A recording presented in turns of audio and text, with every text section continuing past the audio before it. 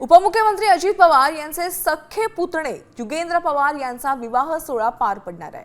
युगेंद्र पवार आणि तनिष्का कुलकर्णी यांच्या विवाह सोहळ्याला आता उद्धव ठाकरे दाखल झालेले आहेत। आपण थेट दृश्य पाहतोय युगेंद्र पवार यांच्या विवाह सोहळ्याची।